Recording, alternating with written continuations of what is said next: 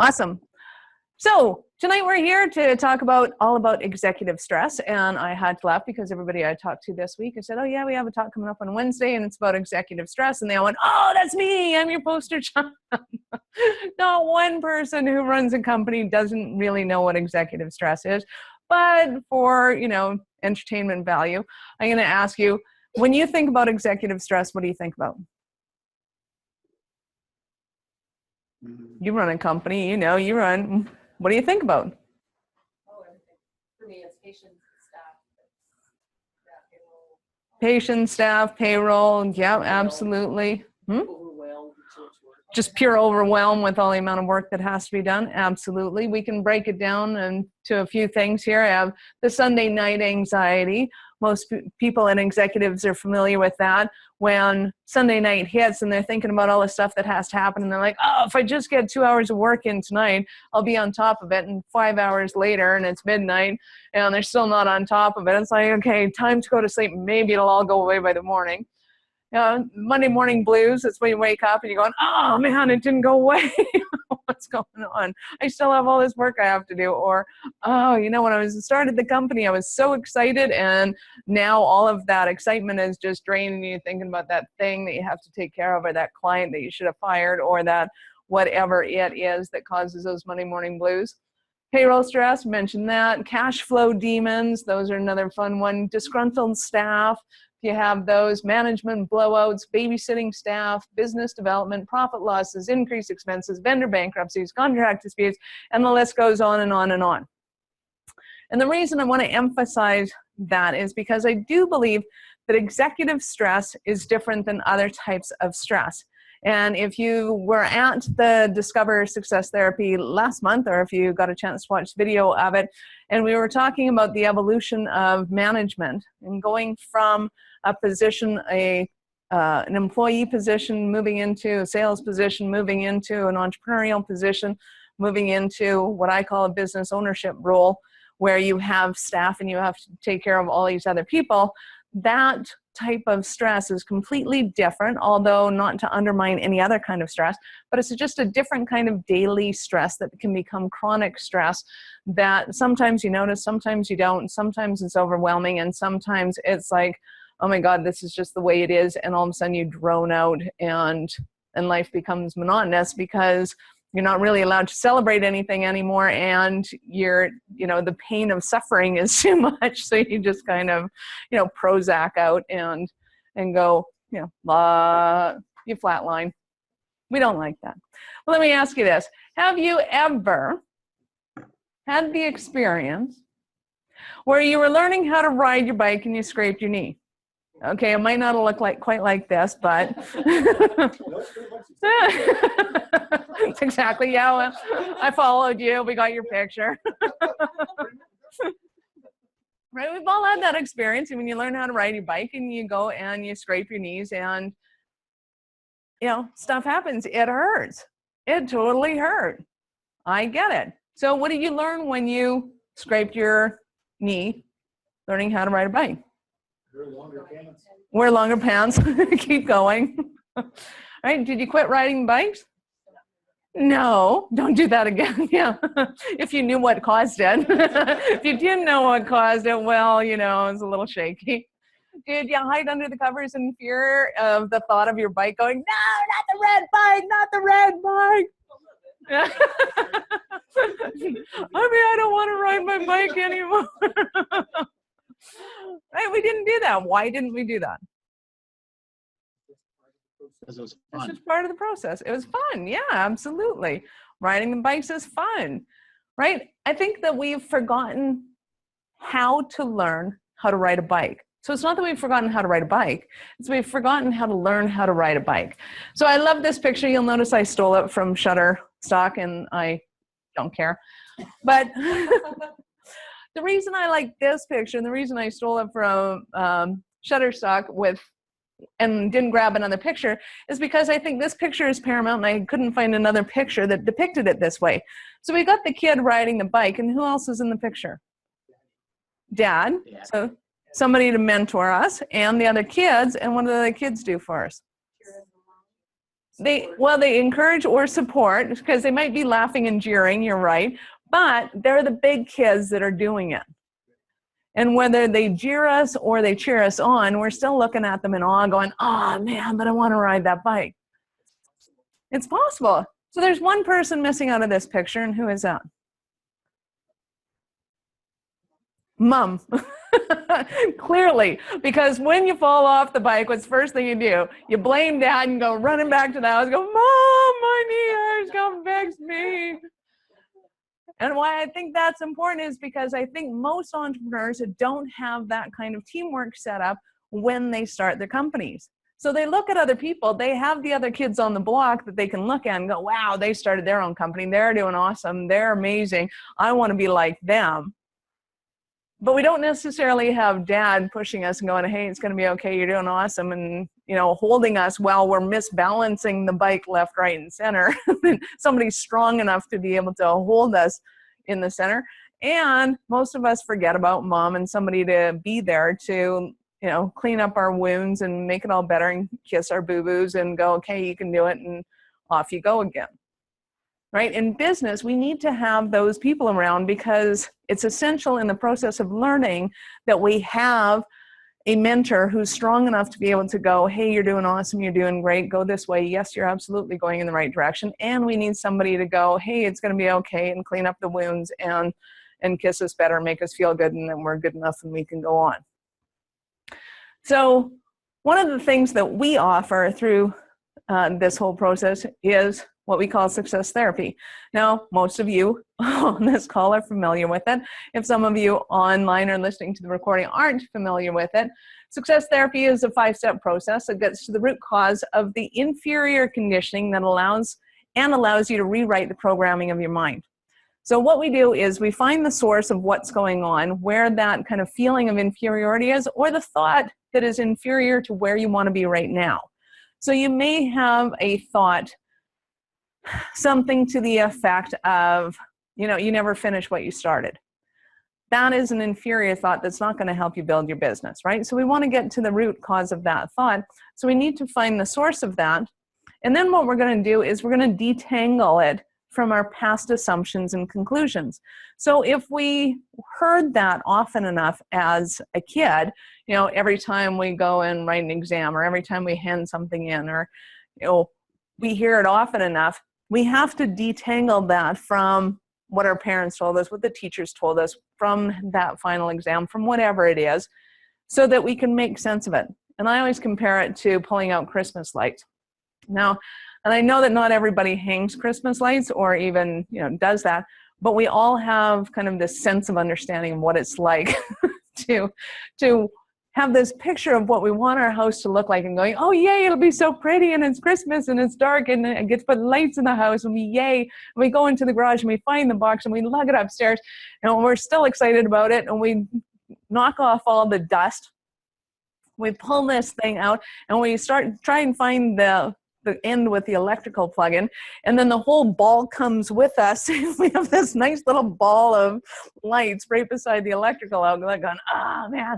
And then we have to start detangling them and making sense of them all so that we can put them up in a way that makes sense and that is linear, right? Because we're not just going to staple that ball onto the side of the house and go, awesome, done. That would make life way easier and go, no, it's a Christmas ball decoration. That's what that is.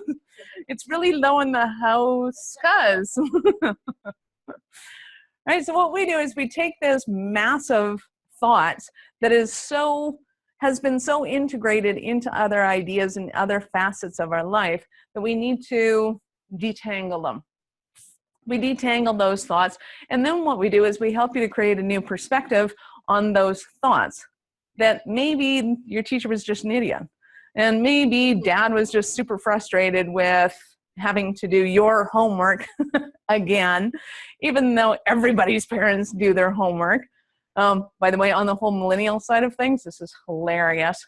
So they've discovered that so many parents are doing their kids' homework for them that some schools have taken into account the parent factor. And and are altering the results and going, hey, your parents did awesome on this, and this is their mark, and this is your mark, because all of them are doing it. I thought that was hilarious.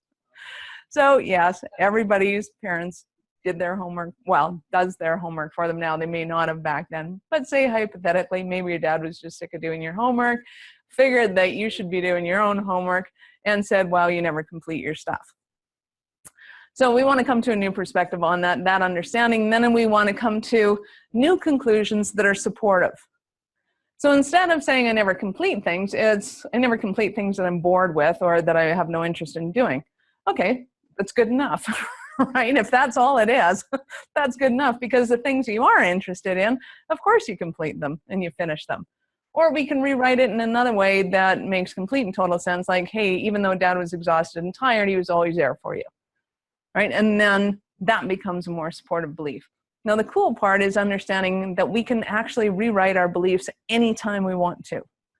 We absolutely have that ability to be able to do so. Most people have come to the conclusion that they can't, that they heard back in high school that once your brain cells are in kind of in alignment, however they are, that's exactly the way it is. You'll never grow any new brain cells, and the way they get planted is the way they will grow. And that's completely and totally not true. And the whole study of neuroplasticity right now is proving that you absolutely can and do change your, not only your thoughts and your beliefs, but your actual brain waves and your actual brain cell function. It's totally awesome. And we can actually grow new brain neurons. Yeah, and new pathways. So as we're doing this, we then want to kind of hit render, which is a computer programming word. Somebody trying to get in the room? Or is that just you guys squeaking on the chair? Is to be able to kind of come to the conclusion that this is the way you think. So it's giving yourself permission to reinvent yourself and saying, from now on, this is just the way I am, and this is the way I think from now on. And it's allowing you to create beliefs and thoughts as an adult, as opposed to going along your day and being hijacked by a 5-year-old that thinks they're not good enough. Make sense? Awesome. So that's the process. And in short, what we're looking for tonight is people that are interested in free consultations, and to be able to help them to be able to understand how success therapy might be able to help them in their business and help them to eliminate some of the stressors they have. So normally what I would do is ask you to pull out your business card, and I'm going to get you to write Mrs. Q on it. And on your business card, I'm going to get you to circle the M if you're interested in having a meeting with us or that free consultation. Circle the R if you have a referral for us and you know somebody that might be interested in this process. Get you to circle the S if you know somewhere or an association or something that you would like us to speak in front of, because not only am I doing the speaking, but our illustrious Paul and Liz will also be doing speaking. In fact, they're going to be doing some speaking next month that I'll tell you about at the end of this. And you can circle the Q if you have any questions for us. And then at the end, we'll collect your cards. And if you have one of those circled, we'll be sure to get a hold of you. So a little bit of history. That's me, believe it or not, in another shirt and different color hair, different purse, but that changes every 3 weeks anyway. So yeah, exactly. Exactly. Good story about the shoes, but I'll tell you that later. So I opened up a clinic back in 2005 in Mayfair Place, just on Elbow and Glenmore Trail. And at that time, I had hired and trained 5 therapists that worked with us, and we worked with hundreds of clients in the clinic over there.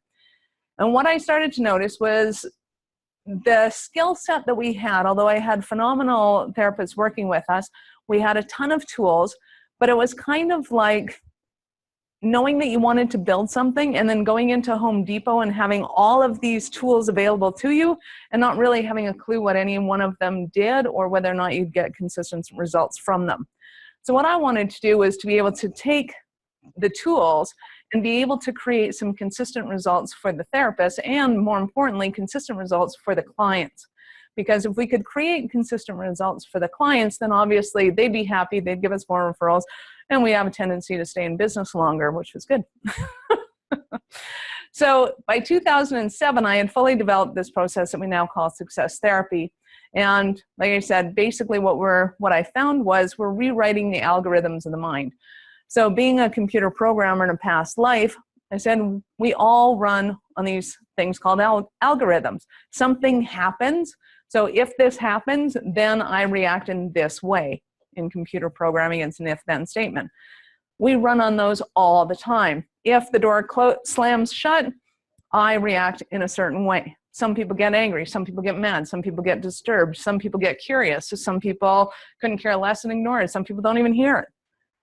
Right? The way we can run that algorithm is infinite, but the way we run it is the way we will run it every single time it happens. So it doesn't matter if I'm here and the door slams, I'm going to react in almost the exact same way as if I was at home and the door slams. Unless, of course, I'm home alone and I don't have any roommates and the door slams and it might something else might happen because there's extenuating circumstances on that.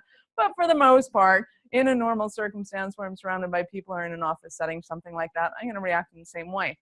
So what we wanted to do is go, okay, if I can find that if-then statement, I can change it, just like a computer programmer can. But most people don't think about those statements. They don't think about the way they react to things. They don't think about the way that they're programmed to deal with life and the circumstances that they find themselves in. They just think that this is life and this is the way it happens because they're so used to how they react to things and the way it happens, right? And especially if they get a lot of that from their family, which most of us will have 80% of our programming from our family. So the way I react is the way everybody reacts, right? And if I find myself a spouse or a partner or friends that come from similar circumstances, they're probably going to react the same way too.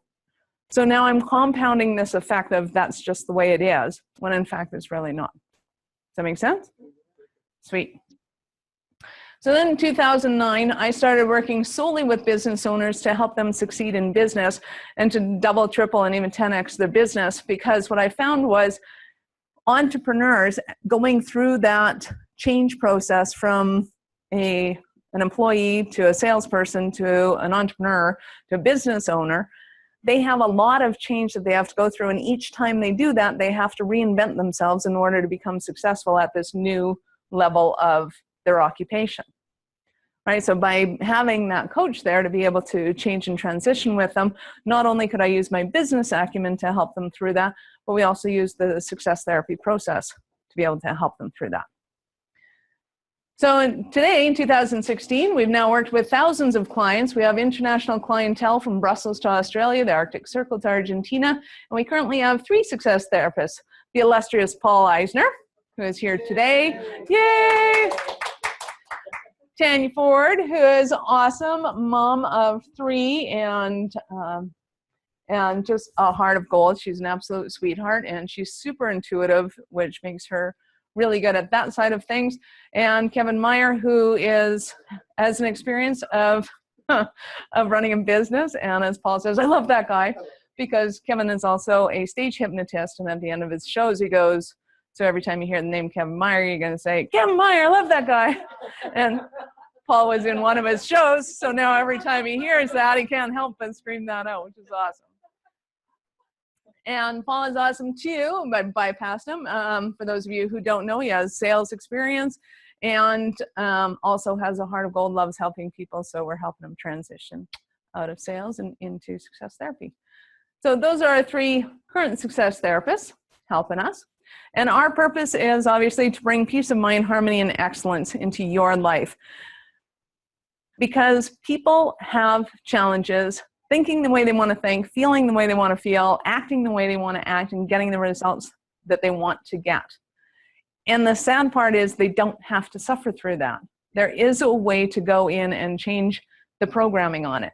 So I assume that computer programming is much more common now than it was back in 2005, that the lingo is a little easier to understand now.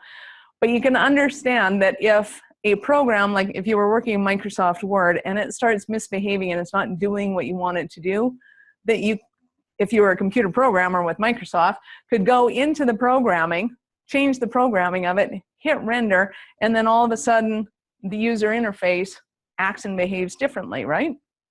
And that's exactly what we're doing with the human mind. We're allowing you to go in and showing you the steps to be able to go in and rewrite the programming of your mind, hit render, and then after the sessions that you think different, feel different, act different, and eventually your results will become different as well.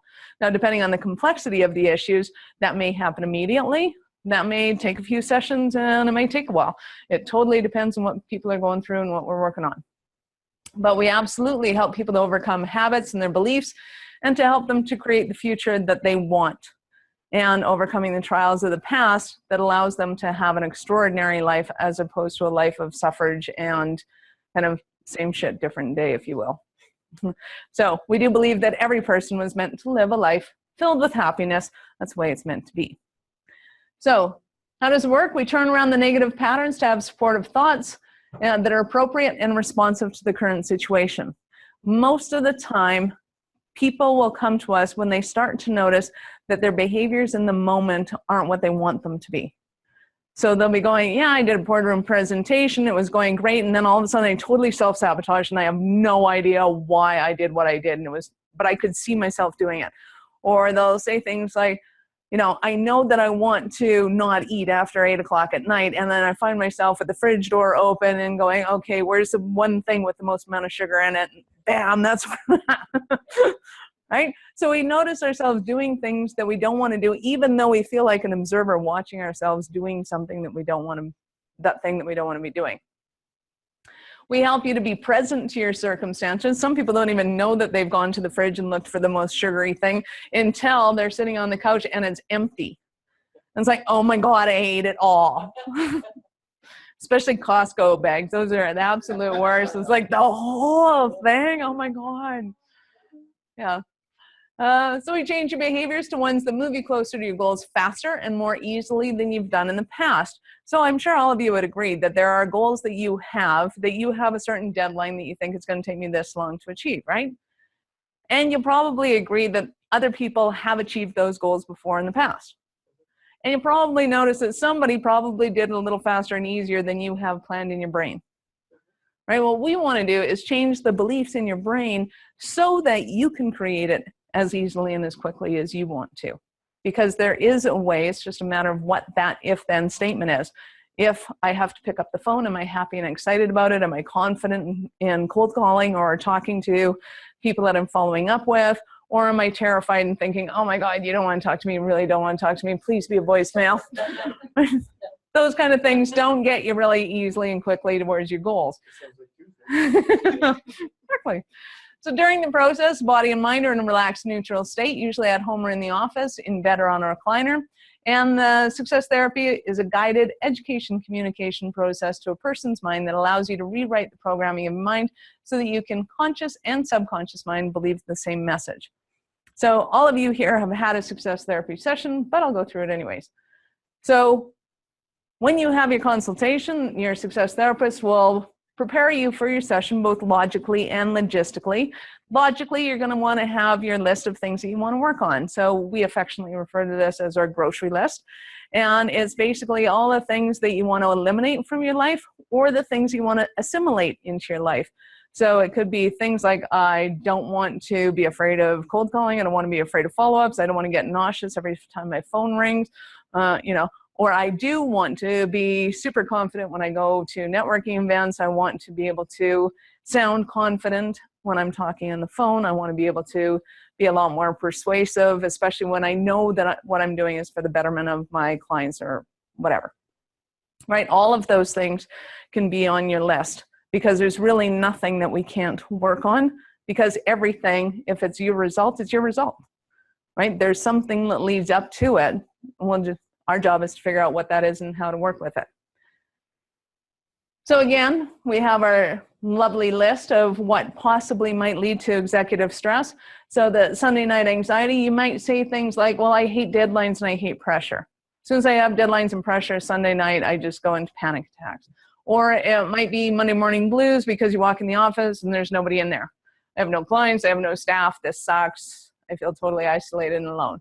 It might be payroll stress and saying, oh man, I'm so responsible for so many people, right? So it could be as large of a topic as things like, well, cash flow. I just don't have enough cash flow, which is really a huge umbrella statement, but it might be as specific as I don't know where the next check is coming from. Because as a business owner, you really don't, right? Even Walmart doesn't really know where the next dollar is coming from. They just hope it's going to be the same as yesterday. If it's not, all of a sudden it's like, oh, panic, don't know what we're doing. But when you have that confidence that it's going to be in a similar fashion, then all of a sudden things are created differently. So you can see here that there's a ton of stuff and it goes all the way down the page and beyond. And that's not important. What is important is whatever you're going through, whatever issues you have that you don't like, and anything where you're watching the big kids succeed and you're going, yeah, I want that. I want to be able to ride the bike like they ride the bike. So logistically, you want to be somewhere that you feel comfortable. And if it's in this particular yoga pose on a chair, you go right ahead and do that. Most people prefer to be at home in bed. The going joke is, yeah, I want you to take your laptop and your credit card and lock yourself in the bedroom for 2 hours with me. I had one guy the other day go, let me get this straight. So you were actually coming into bed with me? No. No. Although that is really funny and I'm so using that. Really so I'm on Skype or on the phone. That's why you need your laptop there. And what you're going to do is we need to be able to communicate with each other.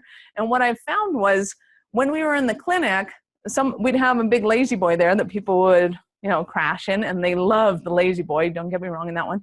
But it was rather difficult for me to hear them all the way across the room. So when we have you on a headset, I can hear you because your microphone's like 2 inches from your mouth. You can hear me because my microphone is 2 inches from your ear. And it makes it a lot more comfortable. Not having to go through traffic is delightful. Not having to find parking at Mayfair is delightful. Not having to fly in to come and see us is delightful. Not to mention the fact it cuts down the cost substantially. So you want to be somewhere comfortable. It doesn't matter where it is. We have people that have offices like this. They come into the boardroom. They put a little yoga mat on the floor, a blanket, whatever, or they put 2 chairs together. As long as you're physically comfortable, that's all that really matters. And you're not going to be disturbed for 2 hours. They're held, like I said, over the phone or Skype. You just want to have a good device. Devices are getting better and better and better. Some people just have their cell phone. They just lie it on their chest and put it on speakerphone, and that works perfectly now. They didn't work once upon a time when you had like the big office speakerphones because you're meant to talk down into them. And if you're not kind of looking down at them, they don't work very well. So you don't want to be in a reclined position talking up at them. But now cell phones are awesome. Everybody's got headsets. Everybody's got everything. It works great. And we'll, of course, talk to you, whatever you have. We'll help you through the technologies. So after the session, everybody goes, well, what can I expect? More often than not, people will say they feel like they've been hit by a Mack truck, but they feel really good about it. Which I go, well, I don't know if I should tell people that, but the truth of the matter is that is most likely going to be the way you feel about it after your first session. You feel really good about it in that you've got rid of a ton of shit and you just feel lighter, happier, easier. Your frontal lobe is working and you can just go out and do things. Now you maybe feel groggy or something like that, and you might want to go and run a set of stairs. You don't have to get in your fitness equipment and do it like she is. You're more than capable of driving and going to meetings and carrying on with the rest of your day. Are the results permanent? Well, we like to think so, although permanent has a much longer span than our history. So the reason that I developed it the way we did is because I was always looking for how long has this lasted? Have they quit doing what they said they were going to do? Are they still quit? Now, a year later, 2 years later, 3 years later. So we started this in 2005. So we're at kind of the 10, 11 year mark. And so far we've had awesome success. The people that we worked with then are still ecstatic. Some of them, as far as we know, some of them actually phone in and email us and let us know, hey, can't believe it, you guys are awesome. Or we'll get referrals in from people saying, hey, I worked with somebody that saw you about 10 years ago and they said it was awesome, so I have to come see you. So that tells us that, yes, it works awesomely. The thing is, the vast majority of our clients have experienced this, extremely delighted with what we can accomplish in 2 hours, whereas most therapies require months and even years to produce. And yes, are enjoying these results years later, and now even a decade later. We have had tons of people say, I was in therapy for 20 years and we didn't get anything done. And in 2 hours, we have resolved almost all of it. Like they feel ecstatic. So that's great. And that's usually in the more traumatic kind of scenarios if we're dealing with trauma, although in business scenarios too, just having that feeling of being in control and that you can take on the day that solutions are coming to you, that everything's going to be all right. That is paramount in a business, essential as a business owner. And the more you have that kind of solid grounding, the better. So what does it work on? Well, you know, we have a few things that you can probably work on. If you want this emailed to you, you probably can. You'll notice that it's kind of small writing because we got to fit them all on the page. Some of them will be broken up here, but like I said earlier with the executive stress, that it really isn't about what's on the board. It's about whatever's going on for you, and then we work with you to go, okay, where are you at, what's going on? Most part, we'll talk for the first half hour of the session and go, just tell me about your business, tell me about what's going on for you. And we will extrapolate out of that what we need as our triggers in order to be able to figure out and go from there, which most people love, especially my really busy business owners, because they don't have to put that list together. They can just talk to me and tell me what's going on, so they can either just bitch and vent and get it out, or they can go, oh my God, I was so inspired by this, la, la, la, la, la. And then I extrapolate the list, off we go, and it's always on key as to what it is that they're looking to work on. So it always works great. What some other people are saying, one is running a business that employs people is so different from running an office by yourself. The stress is a magnitude different from going solo. The help that Success Therapy gave me in being able to command my day has been unquestionably vital to my current success. Rich Isaac from New York. Dan, you may know him.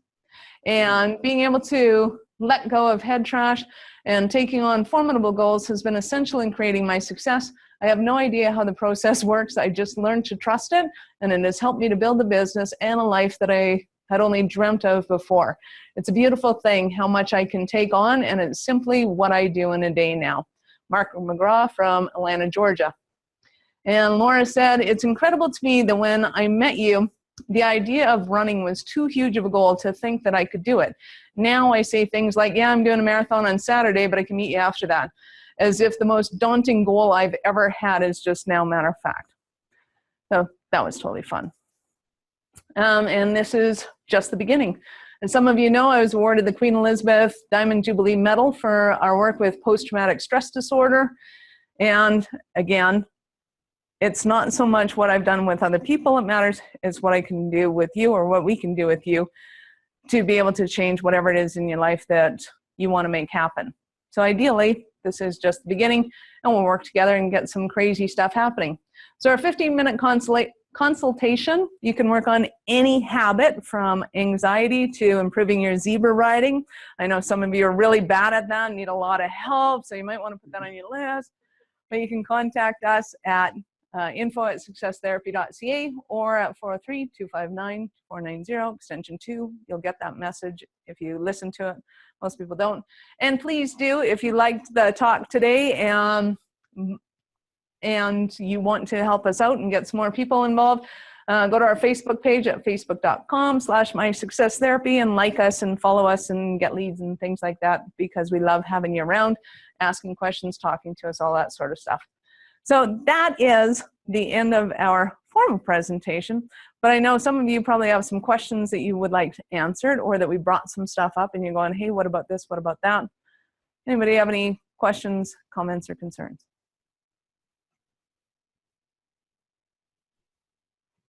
It's all free. I have a question. Yeah. So does everything that's going on now generally relate back? Like, can you always trace it back to something in your childhood, or can there be something happening right now in your life that isn't coming from? So the question is, does it always come from something in your past, or could it be something that's just happening right now? And it's an interesting thing, because the way you worded the question was, do the circumstances around me come from my past? And they actually do. We create this kind of cyclical events that happen. Now, do they always come from back then? No, they can originate kind of up here. And in extreme circumstances, that's when we will get kind of post-traumatic shock in a adult life is because something has happened that they don't know how to deal with. Culture shock, right? As an adult, would happen as an adult, because now circumstances are so different from what they're used to and so different from how they know how to handle it, that they go into a state of shock and it's abridged. So we can experience things right now that are just because they are right now. But for the majority of things, it's how we deal with it that is most paramount. And the way we deal with something is almost inevitably from childhood, because most of us don't learn as adults. So if we have learned as adults, then that can come from an adult experience and what we've learned. The more somebody changes and goes through kind of that career evolution that I was talking about. So if they go from an employee to a sales position to an entrepreneur to running their own company, and that happens really fast, then a lot of that stress can happen from just the events of the month or week that have been going on. But when we follow it and we follow it back and we go, yeah, well, our lingo will always take you back to kind of before the beginning of time sort of thing, to go, it might be now, but it might have been 20 years ago, it might have been 40, it might have been 150, I don't know, I don't care.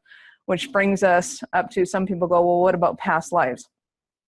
Personally, I don't really believe in them, but it doesn't matter. So to me, it's the way I explain it to, especially to our analyticals, is that we have this right brain, left brain thing going on, right? And our left brain is very logical, very reasonable. If it says, I'm in the habit of saying hello to somebody in a formal circumstance, it's because when I was little and I was introduced to people that were older than me or more formal, I learned to say hello, as opposed to hi, hey, how's it going, huh? Dude, that I learned that there were inappropriate places to say that. And when I meet somebody, I'm not going to go through that rambling in my head of, is it appropriate, is it not appropriate? I make an instant decision. I say hello.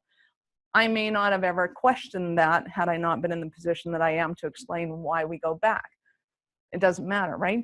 But I'm not going to all of a sudden start speaking German to somebody because I've never learned German. It's not going to happen, right? If I did start all of a sudden, that would be rather extraordinary. But I probably had some childhood experience in the back where I've had some, either watched a movie in German or something happen that I have somewhere to pull it out from, because I can't create something that I have no experience of. So getting back to the whole past life thing, we also have a right brain. And our right brain is very metaphorical. It's very much the story. It's very much the creating a metaphor for what has happened. So sometimes issues are just a little too complex. Like there's just too many Christmas lights in the box, to make sense of it and be able. And so we start telling a story. There was once this dog, and it had a lot of fleas, and then we go, okay, so there's something really complex going on that's really small, and there's a lot of it going on that I don't really know about. I get the gist of it, right? And we'll create metaphors for it. So I personally think the whole past life thing is just a metaphor that a brain comes up with that explains the thing. I haven't studied it. I don't know. People say that it's true and that they can break the code and prove the theory. Awesome. Great. For what I do, purpose I do it for, I don't care. So I have worked with people who, it's quite funny, we'll go back and say, okay, go back to the first time you felt this way. And they'll go, okay, so isn't real, but, and then I laugh because obviously what's going to come up is probably something that couldn't have been real anyway. And they'll go, okay, there's the circles. The circles are one team and they're fighting the squares and they happen to be winning. It's like, no way, really? This didn't happen? But all it is a metaphor. And then when we just go through the process and the process works and they resolve the war, the trauma, or whatever's going on within them, and then all of a sudden the two forces aren't at war anymore. It's like, awesome. In state, your hypnotic state? In session. So, and that brings up another good question, because some people will go into hypnosis and some people don't. I don't care. So you guys all know that we at the beginning of our sessions, we do what I call an induction. Some people call it guided visualization. There's all sorts of names for it. And basically, the purpose of that is to be able to just center back in on yourself. Forget about who did the dishes and whether or not they're done and, you know, all that shit. Just let it out right now, right here. For 2 hours, I get to spend some time on me. That's the only purpose of that first few moments when we do the induction.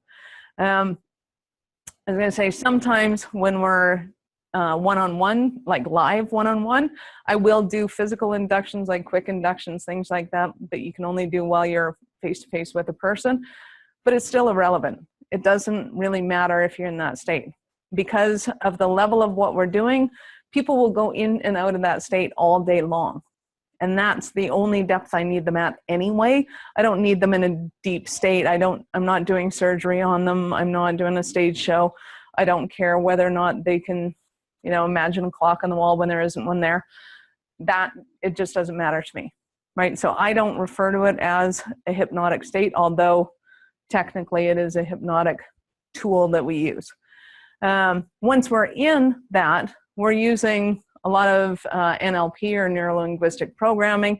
And again, it's irrelevant. It's a tool that we use. What's important is that the person going through it gets to be able to express whatever's going on for them. They get to see things from another perspective. They get to feel what it feels like to be the way they want to be, and then locks it in. However they do those 5 steps, I could not care less. But I want them to be able to go through those, and then the success therapist basically makes sure that you've hit that point. So, you know, are you there yet? Have you got that one? Yeah. Are you there? Have you got that one? Are you there? Have you got that one? Doing whatever way you see fit, but I want to make sure that you've hit those, because without those, nothing really changes. Without properly expressing it, now you're still stuck. You have slightly different expression of it, but you're still stuck not being able to express what's going on for you. Or, you know, yes, you get expressed it, but you haven't seen a different perspective on it. Then, well, yeah, but now you're just suppressing it. That doesn't work either. Right? Those 5 steps are there for a reason, and that's, again, how we get there. Could not care less. So whether or not the circles are at war with the squares, or whether or not, you know, your brother pushed you off your bike when you're little, or, you know, whatever happened, it's all, as long as you go through the steps, we get you to the next step. In a very long-winded answer, did that actually answer your question? Does everything happen from childhood and come in? No, but for the most part, yes.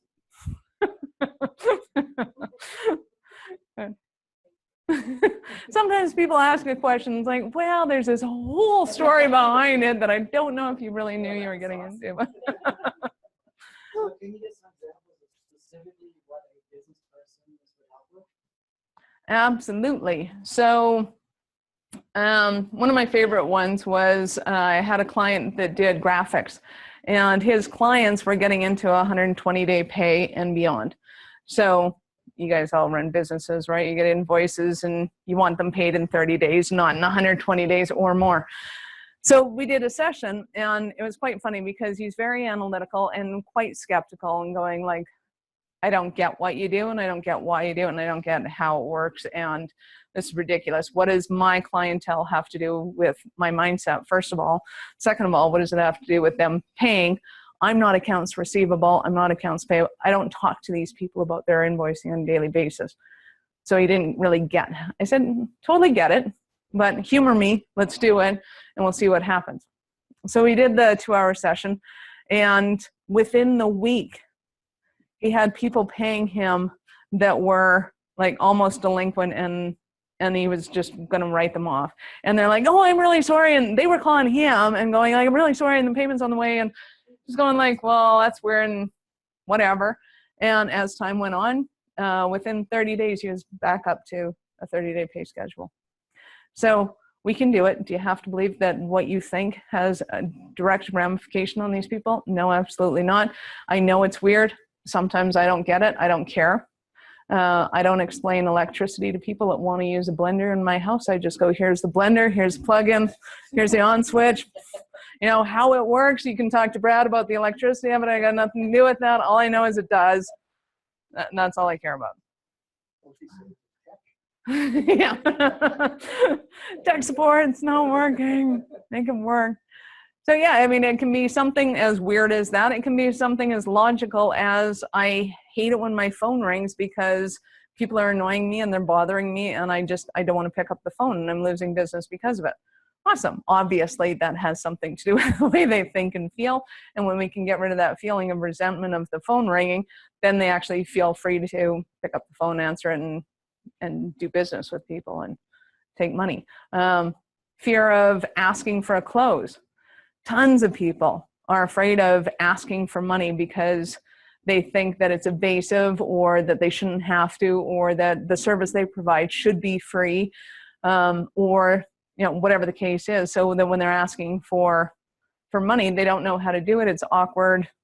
People feel bad about it, and it's just an ugly circumstance. We help them to make that a clear, concise conversation.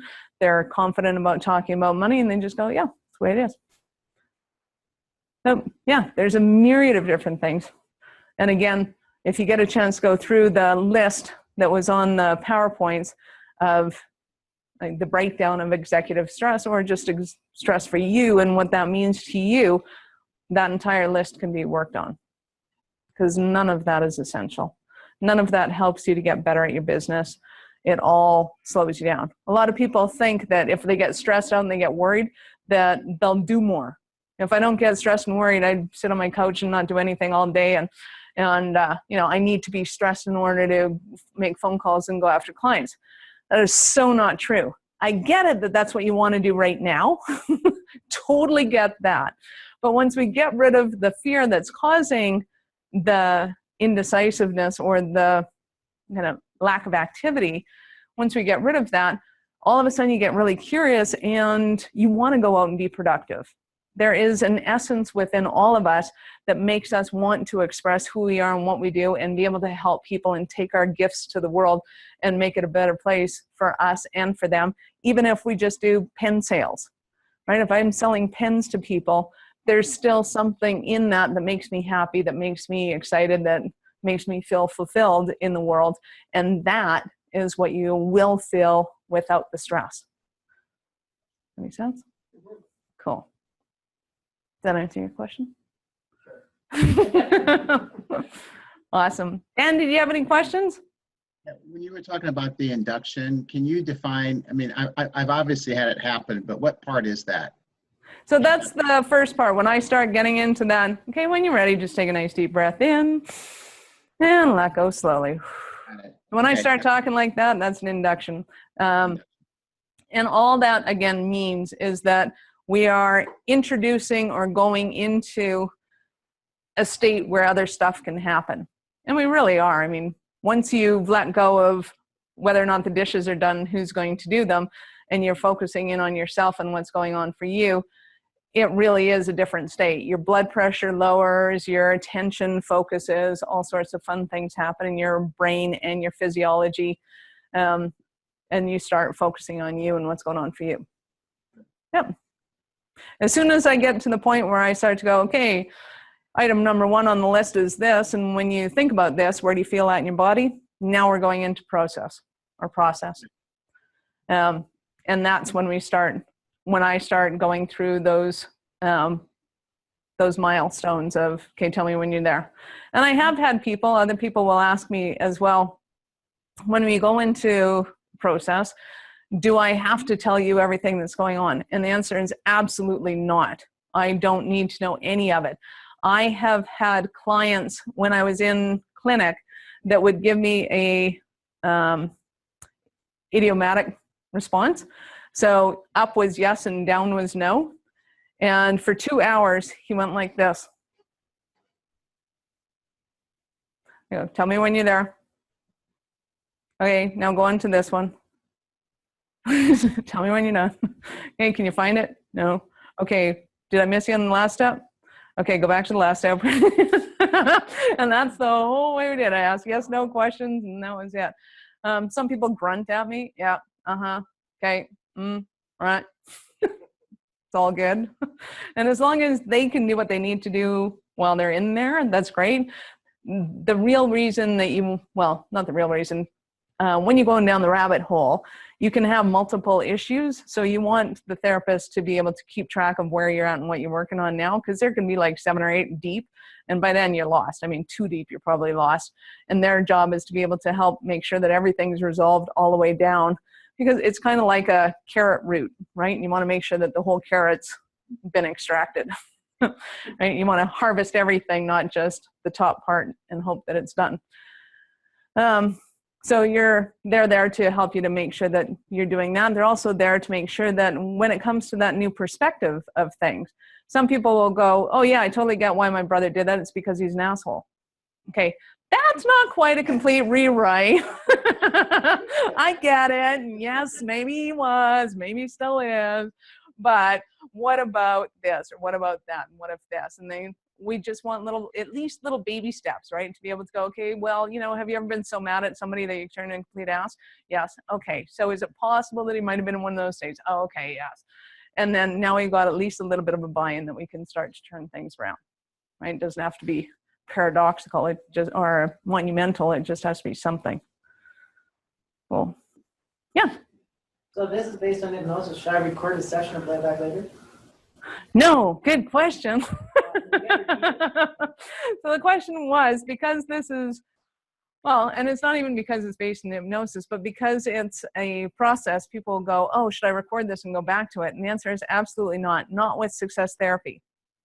So there's another form of hypnosis, which we call suggestion therapy, which if you've ever taken one of our courses and you get sleepy time, that you can record all day long and you can replay that. That's the therapist or me saying things like, you feel wonderful, you feel awesome, imagine the birds are singing, la la la, that kind of stuff. You can record that and play it back all the time. In success therapy, because we're resolving issues, there is no point in bringing it back up again. Once you've rewritten it and you've hit render and you're off to the races, it's gone, it's done. You don't need to anymore. People go, well, yeah, but I want to remember, my rewrites. I want to remember the colors that I had. I want to focus on those. You absolutely do not need to. Your subconscious mind has all of that in store, always has, always will. It's taken care of. Just like you don't need to consciously remember whether or not you say hello or dude when somebody walks in the door. You no longer have to remember what we've worked on either. You will just naturally go and do it. And it's really cool because a lot of people will say after a few sessions, they go, I was in this situation and I knew, and I just did my thing. And it was like I was watching myself going, oh my God, if this was a week ago, I would have lost my shit. But I was just totally calm and cool and didn't bug me. And I'm like, wow, that is so awesome. And your brain just allows your body to function in a totally different way. That's super cool. So what goes on like after your first session?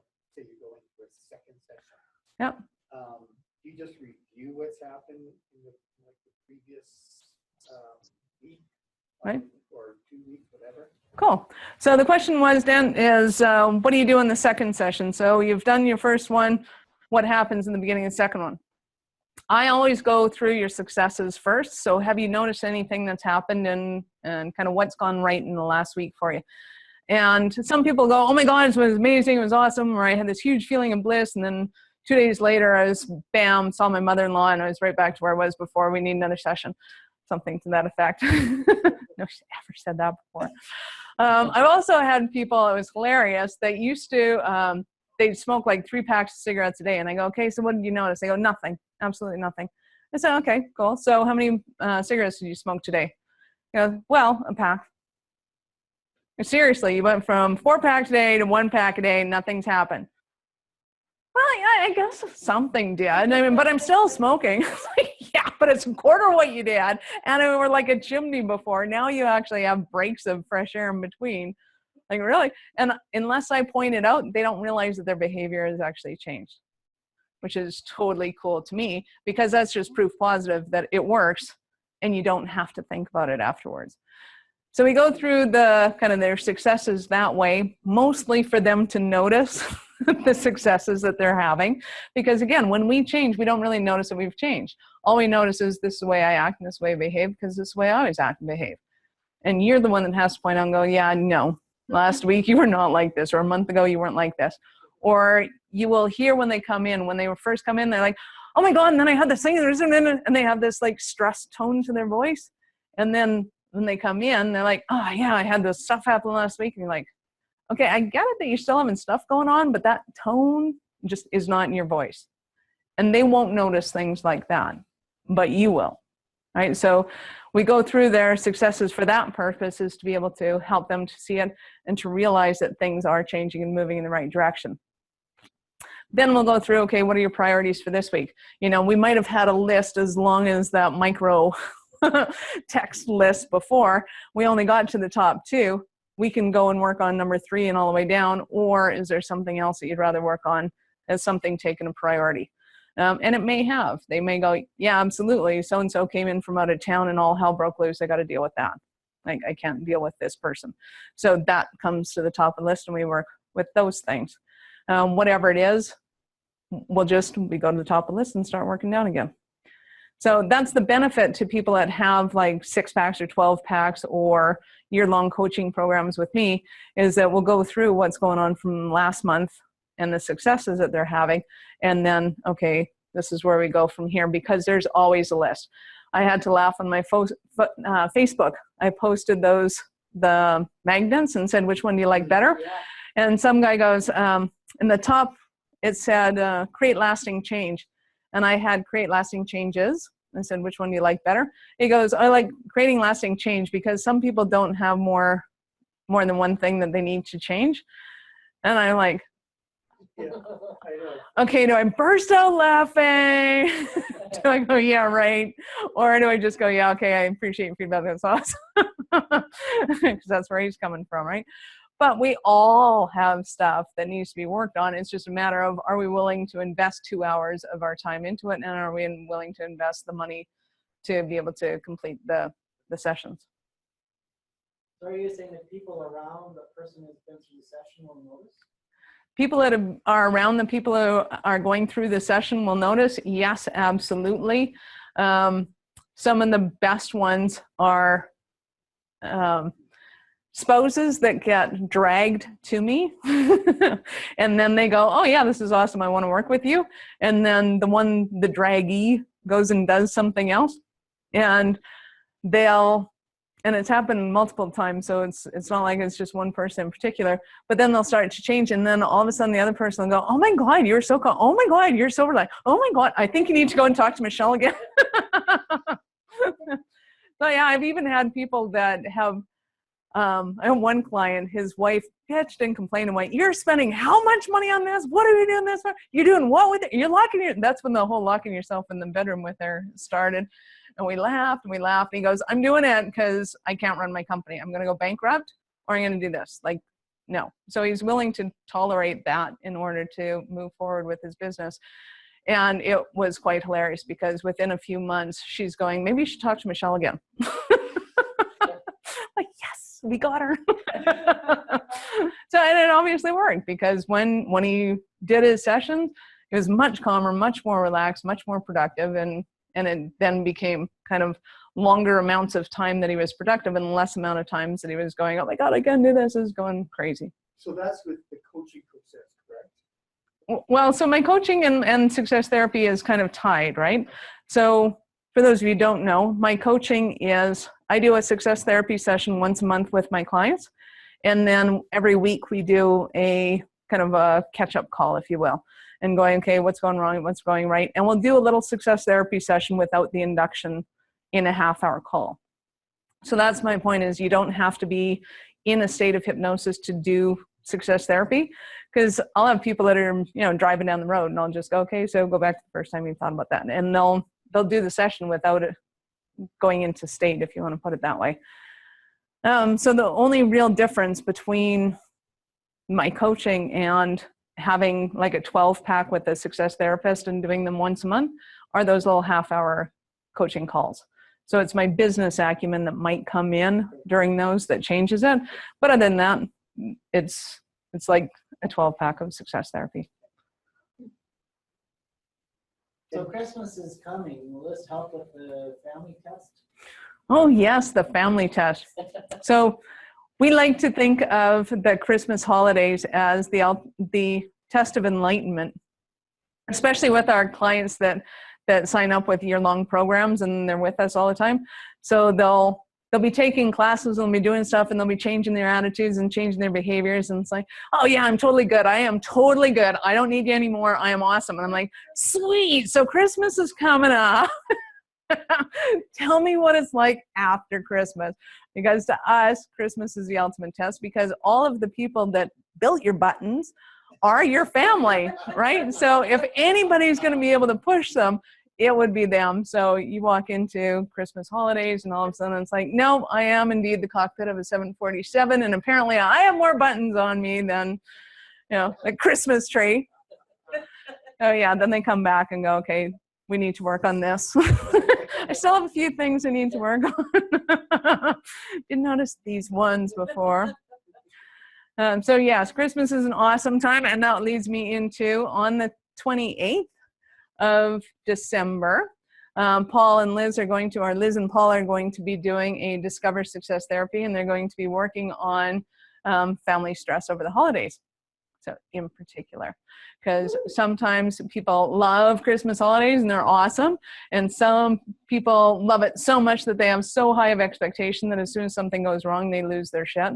So we want to help them deal with that. And sometimes it's a bad time of the year because Christmas is past, people have died or separated or whatever, and it brings back those emotions. Some people are alone for the holidays and they don't like being alone. All that kind of stuff can happen. So we're going to do a session on that and help people with that. Yeah, good lead-in. Another question? Anything? No, I think I'm Queued up. Awesome. So what time is it? 8:05. 8:05. Nice. We're perfectly on time. So what I'm going to do is a suggestion session. So this is not success therapy at all.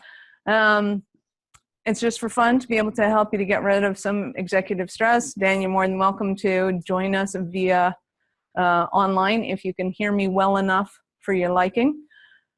Not sure how the technology thing is going on. You do not need to be in a hypnotic state in order for this to work. So a lot of people think, oh, I need to be in this Alice in Wonderland state where, imaginary things are happening to me and I lose track of my body, or I can't feel my body and I feel like just a little head floating around in space. None of that stuff needs to happen. It's totally cool. All it is an opportunity, again, for you to be able to relax, chill out, get focused on you, and to be able to help you to let go of some unnecessary stresses, and ideally help you to get comfortable feeling good about feeling good again. So some people are so convinced that they need to feel bad and stressed in order to make stuff happen that we want you to allow yourself to feel good and go, hey, good things can happen even though I feel good. Since some people, that's a completely foreign concept, and we just got to get that back in. So what I'm going to encourage you guys, any questions, comments, concerns before we get started on this? No? Okay. If you guys don't want to participate, you're more than welcome to leave, have fun, go hit Timmy's, do whatever you want to do. If you want to hang out and have some fun and play, then awesome. Best way to do it in this room is to grab a couple of chairs and scooch down in so that you can rest your head on the headrest and then put your feet up on another chair around you. For you at home, you can take the laptop wherever you want. And you can listen to me there. I'm going to sit down. There you go. And in a little bit, Brad is going to turn off lights. Yeah, she's got chairs. You don't need to whisper yet. You can just yell at her and go, hey, you need a chair? We got lots of chairs. We got chairs. We got blankies. Go ahead and make yourself comfy down. We are all good. Cool. Yeah, you probably want to scooch down in your chair, Paul, because you're going to get a sore neck having to hold your neck up. There you go. And yes, if you get cold while you're relaxing, then you might want to throw a coat on or something just to keep you nice and warm. Awesome. Good. We're going to dim the lights. You guys are doing great. So remember, there's nothing that needs to happen, nothing you need to do. You're not going to write notes. You don't need to see or talk to anybody. This is absolutely just an opportunity for you to chill out, relax, let go of some undue stress, take on some new habits. Nice. So when you're ready, just take a nice deep breath in and exhale slowly. Good. Take another deep breath in and exhale slowly. Good. And just continue to slow your breathing down. As you slow your breathing down, notice that your body can begin to relax. As your body begins to relax, notice that your mind can slow right down. As your mind, body, and breath slows down, you begin to allow yourself to open up to the infinite potential you have within yourself. Your potential to let go of unnecessary fear, unnecessary stress.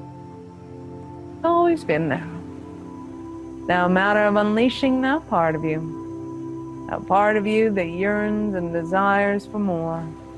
More life, more love, more happiness, and more health.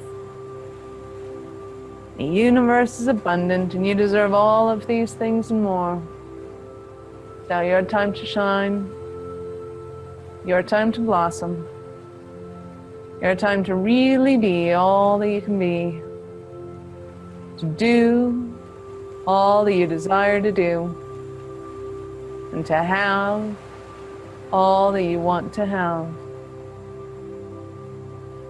As we begin, I'd like you to understand that in this process, you're always in complete control. You can move around at any time to become more comfortable. If you need to cough or sneeze, go right ahead. You are in complete control at all times. Good. I'd like you now to draw your attention to all the sounds you may hear around yourself. Like people shuffling, chairs squeaking, people snoring. Now since you are in complete control, you can allow each one of these sounds to take you deeper and deeper into comfort, peace, and relaxation. Each sound can act like an anchor, taking you deeper and deeper into comfort, peace, and relaxation. Each sound can act like an anchor, taking you deeper and deeper into that beautiful sea of tranquility. Yeah. Now in a moment, I'm going to count from 5 down to 1. As I do so, feel yourself becoming looser, lighter, and more relaxed. 5. Just imagine yourself like a beautiful down feather. 4. Floating and drifting on a tropical summer's breeze. 3. Floating and drifting, floating and drifting, floating and drifting. 2. Not aimlessly, but towards a destination. A destination of peace of mind and tranquility. 1. Deep sleep. Simply allow your body to drift off into a deep, healing sleep. While your subconscious mind listens very carefully to each word that I say. I'd like you now to focus on the area around your eyes and feel your eyelids becoming heavier and heavier. more and more relaxed. When they become so relaxed, they will not work. Go ahead and allow that relaxation to flow into your forehead, swirling around your forehead, releasing all of the tension from your body as it flows. Good. As that warm relaxation rolls around the back of your head, down into your cheeks, down into your jaw, you can allow your teeth to part slightly. Your tongue can rest gently on the bottom of your mouth. Good. As that warm relaxation flows down your neck and throat, down through your shoulders, going all the way down your arms to your fingertips. You may even feel a tingling sensation in your fingertips. You soon become aware of a growing, peaceful feeling inside. Feeling of calm, contentment. Okay. With every breath you exhale, feel your chest relaxing deeper and deeper, creating a wave of relaxation. It flows down through your abdomen, down through your hips, relaxing your thighs, knees, your calves, and your ankles. All of the muscles in your feet can become loose and limp, just like a handful of elastic band, loose and limp, loose and limp. You're now completely relaxed from the top of your head all the way down to the tips of your toes. Good. I'd like you now to imagine or just pretend you're at the top of a beautiful staircase. The staircase may be inside or out, whichever you desire. It might be large steps, or there might be a handrail on both sides. As I count, from 10 down to 1.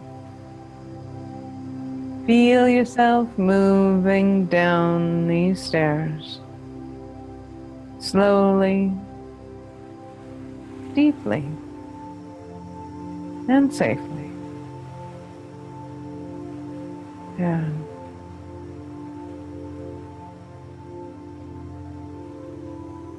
Like now, when you're ready, allow yourself to go back to a time when you think about running your company.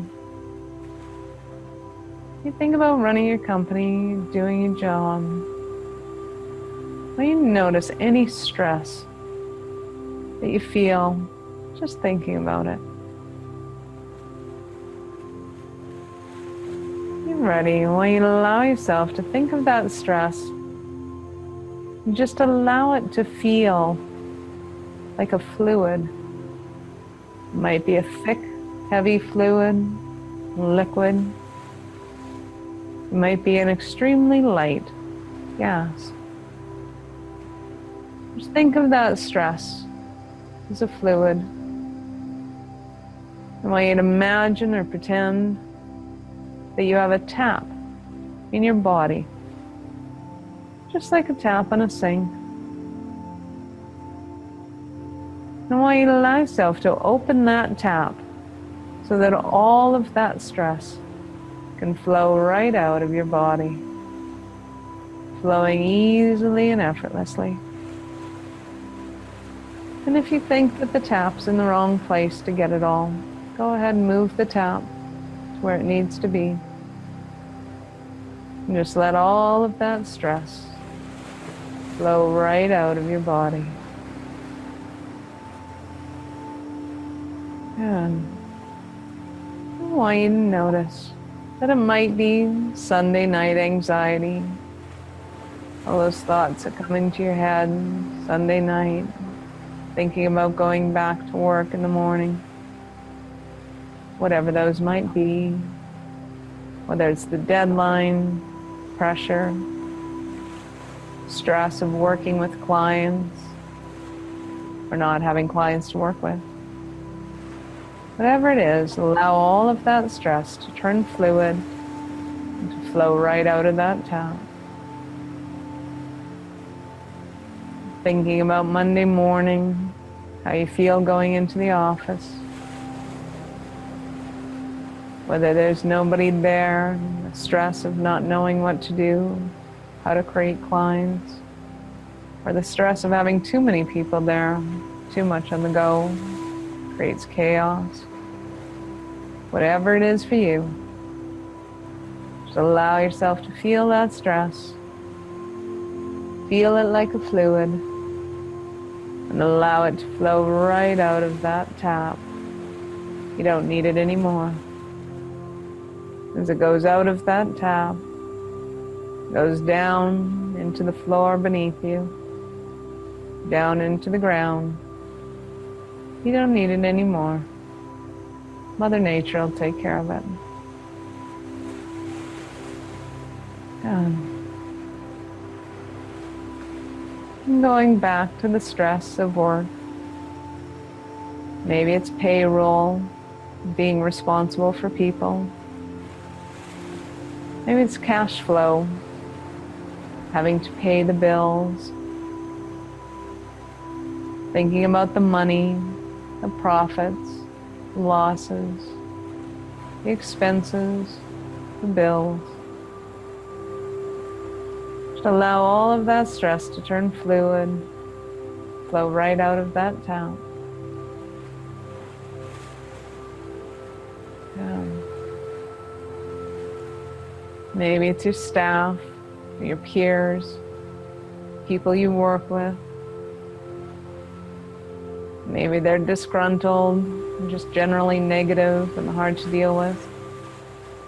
Maybe they're unfocused. They get stuck in petty issues. Maybe they don't listen to you. They expect things that you don't understand. Just allow all of that stress that you might feel around the people that you work with become fluid, flow out of that tap. Good.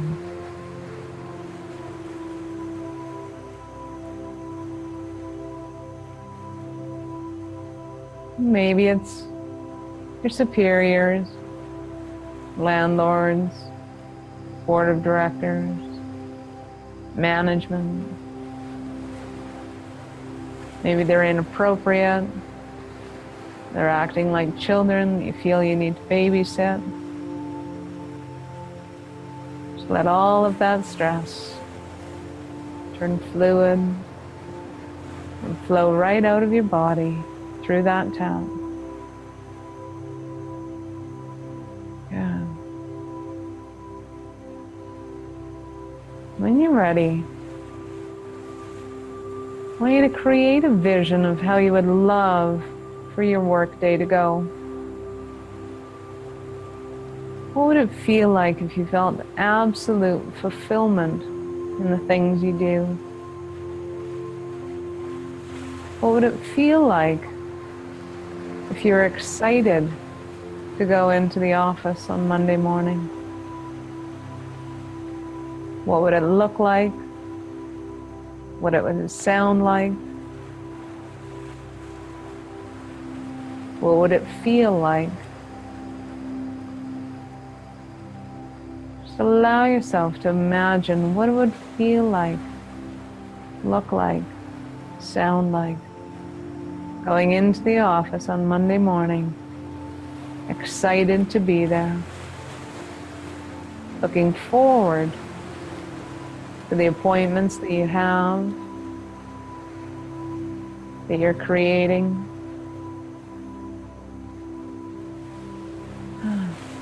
Being curious about who you get to meet next. what they're like.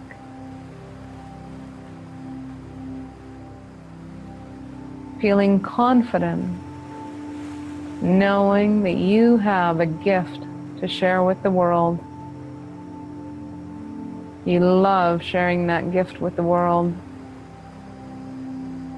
Even if that gift is helping people smile and enjoy their day.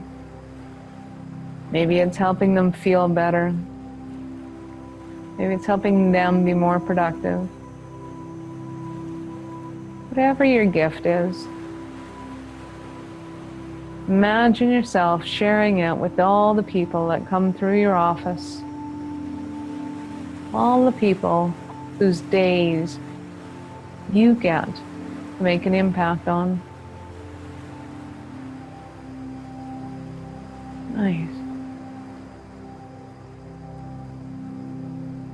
Now you see yourself with all of the interactions that you have with people in a day. See it like it's a game. Like it's a fun game. It's the best game ever invented. And you have so much fun figuring out this game, being able to play it, being awesome at it. And the best part about this game is that the better you are at it, the more everyone wins. The better you are at it, the more everyone wins. The better you're at this game, the more everyone wins. You feel so good, so amazing. It's so much fun. It's as if you could play this game all day long and never tire. In fact, the more you play it, the more excited you get, the more energized you become. You could play it all day long. You are so excited about it. Yeah. Feel yourself focusing in on that feeling of awesomeness. Feeling amazing. Feeling competent and confident. Feeling like you're in complete control. Feeling like this is the best place you could ever be.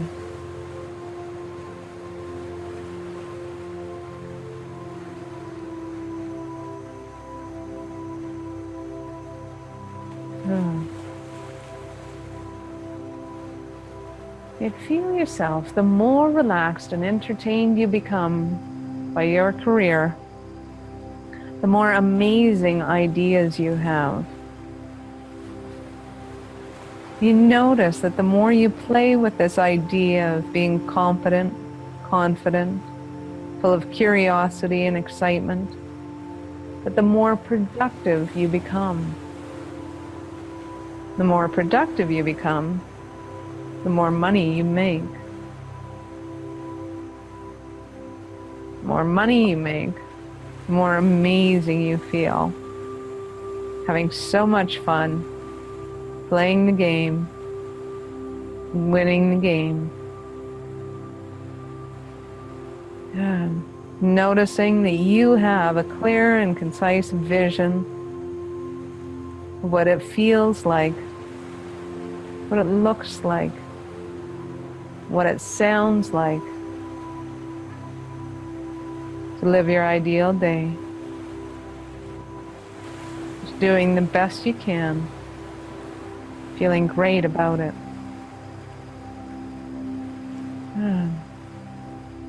And you know every day that you have that hope and aspiration to create amazingness within your office, to help other people have amazing days. You feel so grateful, such opportunity, such potential, and such growth. Nice.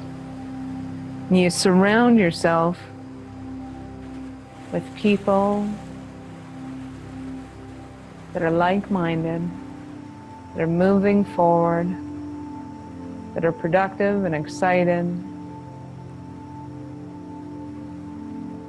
that become your counsel.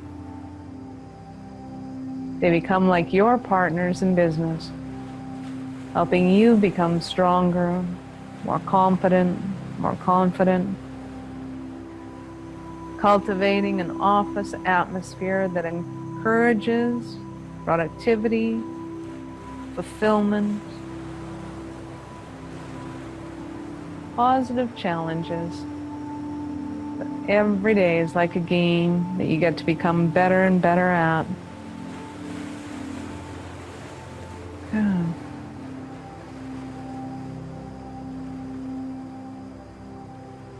Nice.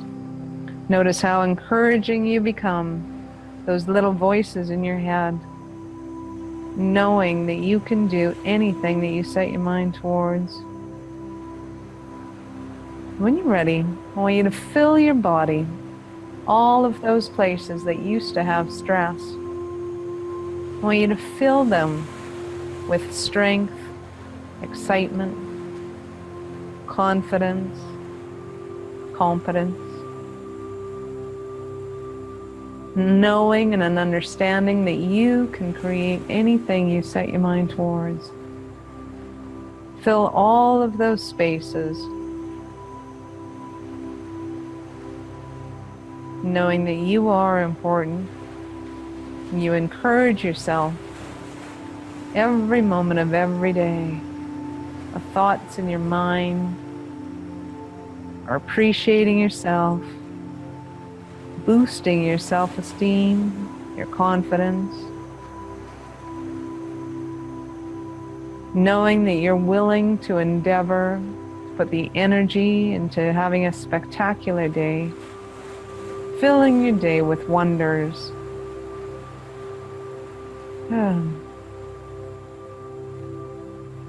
Feel yourself excited about the responsibilities that you get to take on, because you're in control of them. They're your projects. You feel amazing and wonderful. Good. Notice how flexible your mind becomes in looking at options, creating solutions. Nice. And doing the things you know you want to do. Yeah. Creating a culture everywhere you go, giving the people around you permission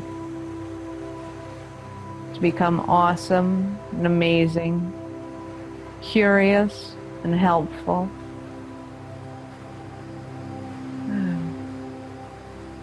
Giving a sense of appreciation to everybody that comes your way.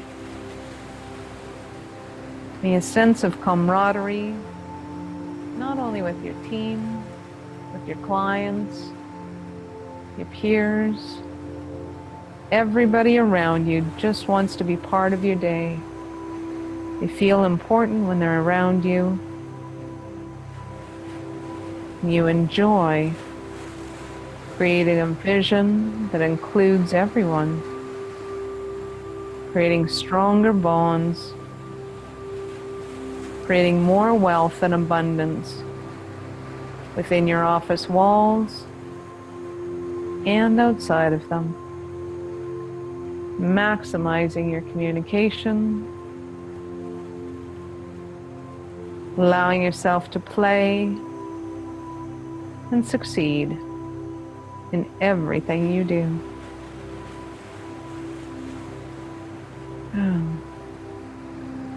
Noticing with all of these wonderful feelings that you create abundance, wealth, riches,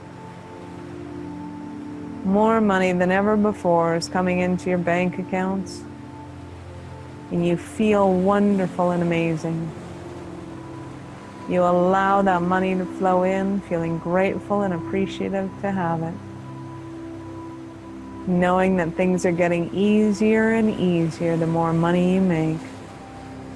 It becomes easier and easier to delegate, to accept help. Yeah. There is no such thing as overwhelm anymore, because you know that the more effective you become, the more money you make. The more money you make, the more you delegate. The more you delegate, the easier life becomes. You look forward to creating abundance of success. Nice. Good. Just let all of that fear wash away. You don't need it anymore. Fill those spaces in your body with abundance, gratitude, optimism, hope, all the supportive beliefs you need. It's as if your whole body is full of cheerleaders cheering you on, knowing that you can create the success you desire, knowing that you're willing to change and do the things that create the results. It becomes so easy and effortless to master these skills. Yeah.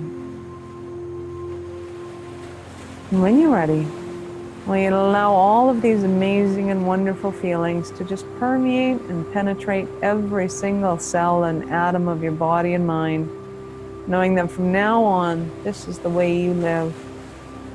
This is who you are. Right here, right now, you give yourself permission to reinvent yourself, feeling awesome and amazing, hopeful and excited about tomorrow, all the things you get to do in your day. Yeah. I want you to notice in your mind one thing that you get to do tomorrow that you're excited about being able to do. Whether it's making calls, going on appointments, meeting with people, doing tasks, whatever it is. I want you to notice how excited you are about it now, even though you might not have been earlier today. Allow yourself to be excited about it, even though there might be things you're not sure about. You know that you'll figure it out. You know the solutions will come to you, and you're allowing it to come easier and easier, more effortlessly than ever before. Yeah, you're doing great. And see yourself in the days coming up, maybe even the weeks and months, maybe even into the new year, maybe even beyond that. Just see those days, weeks, and months in the calendar, years, being sprinkled with hope, optimism, clarity, and abundance. Every day as you walk through those days, you get showered with hope, clarity, abundance, new ideas. Each day there's new ideas ready and waiting for you. You just need to greet them, welcome them with open arms, and act on them. It becomes so easy to do. Good. When you're ready, I want you to imagine or pretend there's a small staircase in front of you with 5 steps. And as you walk up these stairs, you return with me here now. 1, feeling more confident than ever. 2, in yourself and in your abilities. 3, knowing that you can do anything you set your mind towards. 4, wiggle your fingers and your toes and let the energy race back into your extremities. 5, gently and slowly open your eyes, smile and say, I love my life.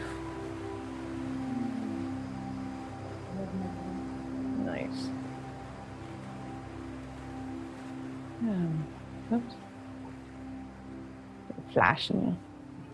Trying to turn down the light, but it's not working. Keeps going on. There, finally got it off.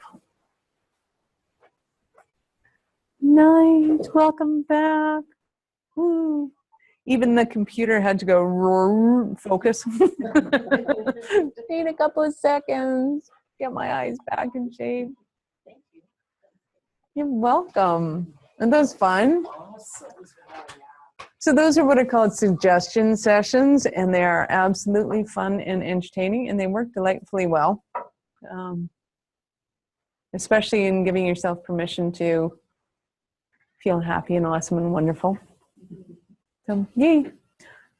Not sure if Dan's still with us or if he fell asleep. Did you fall asleep, honey? There you are. I heard ya. Yeah, I woke back up. Okay, good. Depending on what time it is there, you might be going, nah, I'm good. I'm an hour ahead of you. Yeah, it's after 9. There you go. Awesome. So take a minute and write down what that thing was that you're going to get excited about looking forward to tomorrow, if you remember what it was. You may not remember what it was, and you may not have come up with anything, and that's okay too. But if something came up, because I did at one point suggest that you remember something that you're going to do tomorrow that you're excited about, go ahead and write it down. Those you can write down.